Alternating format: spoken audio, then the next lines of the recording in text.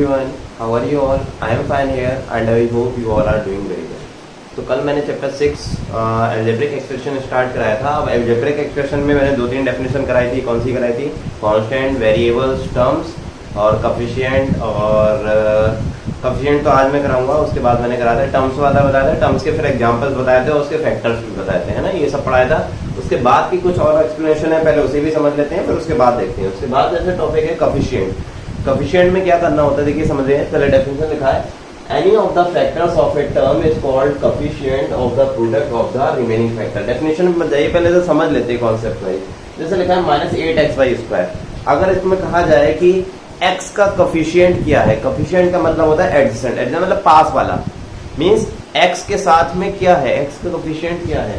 तो x को छोड़ दो, बाकी क्या बचा -8 और इधर क्या बचा 22 का। मींस जिसका कोफिशिएंट पूछा जाए उसको लीव कर दो और बाकी आप बता दो। मींस x का पूछे तो x को हटा दो, उसके बाद जो बचे वही उसका कोफिशिएंट होगा। जैसे यहाँ यहाँ y² का कोफिशिएंट पूछा जाए तो y² को छोड़ दो, बाकी जो बचा वो उसका कोफिशिएंट है। जैसे कि y² का पूछे तो y² हटा दिया, उसका कोफिशिएंट कितना है, -8 है। तो कोफिशिएंट ऑफ माइनस, यानी y² किसका कोफिशिएंट है, ये y² किसका कोफिशिएंट है, y² के साथ में क्या है 8x। तो मैंने लिखा है इस एरो लगा के y² is the coefficient of minus का 8x।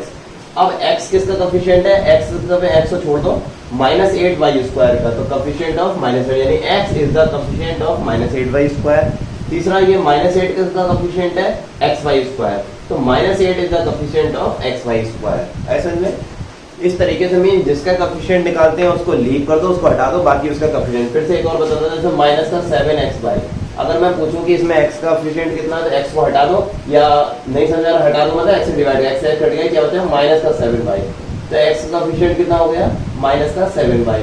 अगर मैं पूछूं इसमें y का कोफिशिएंट कितना है तो इसमें y को हटा दो, कितना हो जाएगा -7x। अब मैं पूछूं कि इसमें -7 का कोफिशिएंट कितना है तो आप क्या बताओगे xy, है ना। जिसका पूछा जाए उसको हटा दो, बाकी उसका कोफिशिएंट होता है। अब इसमें ये ध्यान रखो, जैसे -8 को हम बोलते हैं न्यूमेरिकल कोफिशिएंट। ये मैंने लिखा है numerical coefficient. -8 is the numerical coefficient of xy², यानी कि -8 का कोफिशिएंट कितना है xy², और -8 है क्या, न्यूमेरिकल कोफिशिएंट, है ना। न्यूमेरिकल कोफिशिएंट पूछा जाए तो -8 आ जाएगा, है ना। इस तरीके से हम इसे लिख सकते हैं। आगे देखते हैं लाइक टर्म्स और अनलाइक टर्म्स क्या होते हैं। लाइक जैसे कि नाम से पता चल रहा है एक जैसे, अनलाइक मींस अलग अलग। तो जो दो टर्म्स, दो या दो से ज्यादा टर्म एक जैसे होते हैं वो लाइक टर्म, जो एक जैसे नहीं होते वो अनलाइक टर्म। अब एक जैसे का मतलब क्या होता है, ऐसे टर्म्स जिनमें वेरिएबल्स सेम हो और उनकी पावर्स भी सेम हो वो होते हैं लाइक टर्म्स, और जिनमें वेरिएबल और पावर सेम नहीं होते हैं वो होते हैं अनलाइक टर्म्स। क्या मतलब, जिनमें वेरिएबल सेम हो उनकी पावर सेम होती है। मैंने लिखा है 2 or more terms having same variable and same powers are called like terms.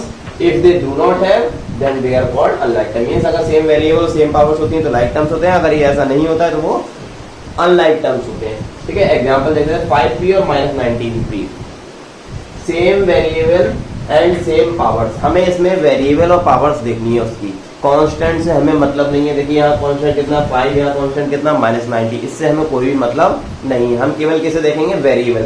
यहाँ वेरिएबल कितना है p, यहाँ वेरिएबल कितना है p, सेम वेरिएबल है, क्या पावर सेम है, यहाँ p की पावर कितनी है 1, यहाँ p की पावर कितनी है 1, दोनों जगह पावर भी सेम है। तो सेम वेरिएबल और सेम पावर है, तो ये कैसा हुआ, लाइक टर्म्स हुआ। Second example 2xy² -8xy। यहाँ 2 है या -8 है, इससे हमें कोई भी मतलब नहीं है। हमें किसको देखना है, वेरिएबल्स को देखना है।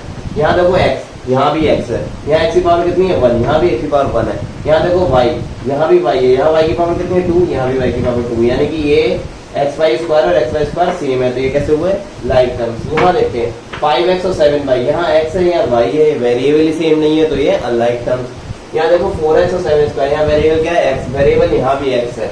देखो यहाँ वेरिएबल ही सेम नहीं है तो बात ही खत्म हो गई। यहाँ वेरिएबल सेम है बट इसकी पावर सेम नहीं है, यहाँ x की पावर कितनी है 1 है, यहाँ की पावर कितनी है 2, तो पावर भी सेम होनी चाहिए। तो ये कैसे हो गए, अनलाइक टर्म्स। इसके बाद आता है types of algebraic expression. Algebraic expression कितने टाइप के होते हैं, देखिए लिखा है monomial type polynomial, binomial type polynomial, trinomial type polynomial, polynomial of 4 terms और पॉलिनोमियल ऑफ 5 टर्म्स। मींस क्या मतलब है, ऐसे टर्म्स ऐसे पॉलिनोमियल, ऐसे एक्सप्रेशन जिसमें केवल एक टर्म हो। एक टर्म हो मतलब जैसे 3x is a single term, है ना। 3x + y थोड़ा ना, जैसे x + y, ये दो टर्म हो गए। मैंने कहा था प्लस और माइनस साइन से कोई भी चीज दो पार्ट में डिवाइड हो जाती है, तो एक एक्स हो गया एक वाई हो गया, तो ये हो गया बाई दो वाले टर्म। सिंगल टर्म कौन सा हुआ, खाली x, this is a single term, 2x is also a single term, xy is also a single term, ये सारे कैसे हुए, सिंगल टर्म्स हुए। तो सिंगल टर्म्स वालों को हम क्या कहते हैं, मोनोमियल। इसमें मैं यहाँ साइड में लिख रहा हूँ वन टर्म, ठीक है। ऐसी बाइनोमियल जिसमें दो टर्म्स होते हैं, देखिए 2x प्लस वाई इसमें दो टर्म्स है, x square plus x y इसमें भी दो टर्म है, 4xy प्लस जेड इसमें भी दो टर्म है, तो ये क्या है, टू टर्म्स, ये टू टर्म्स वाले होते हैं बाइनोमियल, टू टर्म्स वाले, ठीक है। ऐसे ट्राइनोमियल तीन टर्म्स वाले, यहाँ पे मैं लिख सकता हूँ थ्री टर्म्स। ये जो सारे हैं ये एक तरीके से पॉलिनोमियल होते हैं, अलजेब्रिक एक्सप्रेशन एक तरीके से पॉलिनोमियल क्या होता है, ये आगे जाके आप डेप्थ में पढ़ेंगे क्या होता है पॉलिनोमियल। अलजेब्रिक एक्सप्रेशन एक तरीके के पॉलिनोमियल होते हैं।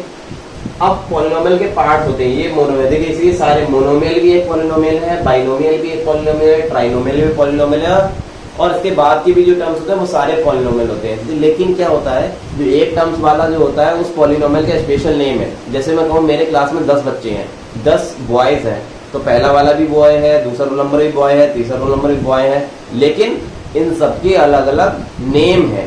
तो ऐसे ही ये सारे पॉलिनोमियल हैं, बट इनके सबके अलग अलग नेम है, ठीक है। 10 बच्चों का मेरे क्लास में मुझे 10 के नाम पता है। सपोज एक बच्चा किसी अदर सेक्शन का है जिसे मैं नहीं पढ़ाता हूँ, अब वो निकल के गया, वो मेरे लिए क्या है, वो मेरे लिए केवल एक बॉय है और मुझे उसका नेम नहीं पता है, तो मैं उसे किस नाम से बुलाऊंगा, बॉय के नाम से ही बुलाऊंगा। क्या मेरे मन में क्या आ रहा होगा, एक लड़का था, लेकिन अगर वो मेरे क्लास का होगा, मैं उसका नाम जानता हूँ, सपोज उसका नेम राहुल है, तो मैं कहूंगा राहुल ने ऐसा किया। मैं थोड़ा ना कहूंगा एक लड़के ने ऐसा किया। जब मैं उसका नेम जानता हूँ तो मैं किस नाम से बुलाऊंगा, राहुल नाम से बुलाऊंगा।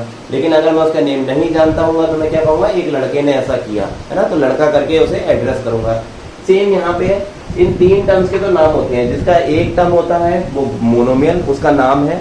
जिसके दो टर्म्स होते हैं वो बाइनोमियल, जिसके तीन टर्म्स होते हैं वो ट्राइनोमियल। लेकिन तीन के बाद के नेम नहीं होते हैं, है ना। तीन टर्म के तो नेम लिखे हैं, मतलब रोल नंबर 1 का नेम पता है, 2 का पता है, 3 का पता है, उसके बाद के रोल नंबर के मुझे नेम नहीं पता है, तो उसको क्या बताएंगे, पॉलिनोमियल। मोनोमियल भी एक पॉलिनोमियल है, बाइनोमियल भी एक पॉलिनोमियल है, ट्राइनोमियल मींस ये सब बॉय तो हैं, और स्टार्टिंग के तीन के हमें नाम भी पता है, लेकिन इसके बाद के हमें नाम नहीं पता है, तो उसको क्या बोलेंगे। चार टर्म वाले को देखिए ट्राइनोमियल 3 टर्म्स वाला हो गया, 4 टर्म को क्या बोलेंगे, पॉलिनोमियल ऑफ 4 टर्म। 5 टर्म वालों को क्या बोलेंगे, पॉलिनोमियल ऑफ 5 टर्म। 6 टर्म्स वालों को क्या बोलेंगे, पॉलिनोमियल ऑफ 6 टर्म। इस तरीके से हम उसे एड्रेस करते हैं। बट जिनका हमें नेम पता होता है, हालांकि इसको भी बोल सकते हैं पॉलिनोमियल ऑफ 1 टर्म, लेकिन इसका एक स्पेशल नेम है क्या, मोनोमियल। पॉलिनोमियल ऑफ 2 टर्म्स वाले का क्या नेम है, बाइनोमियल। पॉलिनोमियल ऑफ 3 टर्म्स वालों का क्या नेम है, ट्राइनोमियल। मींस जिनके नेम पता होते हैं तो उनका नेम से एड्रेस करते हैं, जिनका नेम नहीं पता होता तो हम क्या बोलते हैं, polynomial of 4 terms, polynomial of 5 terms, polynomial of 10 terms, है ना। तो 4 टर्म्स वाले जैसे 2a plus b plus 2c plus d, ये देखो 4 हो गए ABCD। ऐसे 5 टर्म वाले 2a plus b plus 3c plus d plus 5d, इस तरीके से होते हैं। आई होप इतना आपको क्लियर हो गया होगा, ध्यान से इसको समझिएगा और इसे फेयर कॉपी पे एज इट इज उसी के आगे कल के वर्क के आगे कॉपी कीजिएगा। तो thank you so much and keep revising.